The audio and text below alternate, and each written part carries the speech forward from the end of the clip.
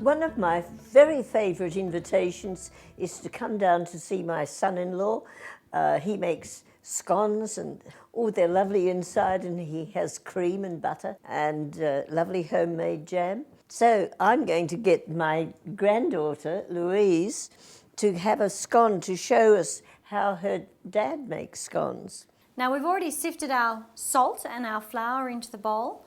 So now we add the butter. It's self-raising flour too. Self-raising, mustn't forget that. Mm. Now one thing Dad says is the butter is okay if it's still a little bit chilled. It gives it a lovely flakiness. And you use the tips of your fingers, not the palms, because that gets warm. By lifting it up, you're keeping it cool too. It's like when you're making a pastry. I think you've almost got it. Now, the milk's got to be added fairly quickly. So you make a well in the centre, and then as I pour, you mix the mixture in. Now I'm pouring in a steady stream, which is good. It's all a bit messy, but I think that's right. That's right. Don't overmix your scones. You see, it doesn't look at all well mixed, except it is. Now, not too much handling, just enough to get it together in a... How's that looking? I think that's enough. I would stop now. Stop now. Yes. Done. Now we need to get this to a 2 centimetre thickness. And you dip the cutter in the flour so that you get a nice, neat cut. And you've already greased and floured that tray. That's right.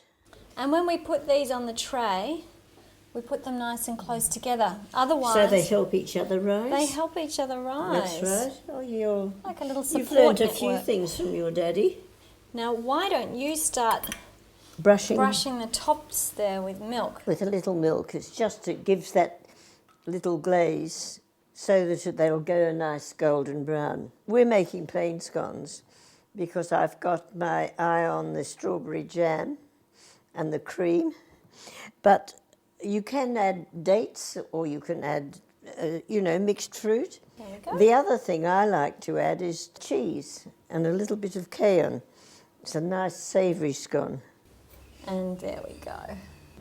Yep. Oh, now, ready to we go? need a good hot oven for this.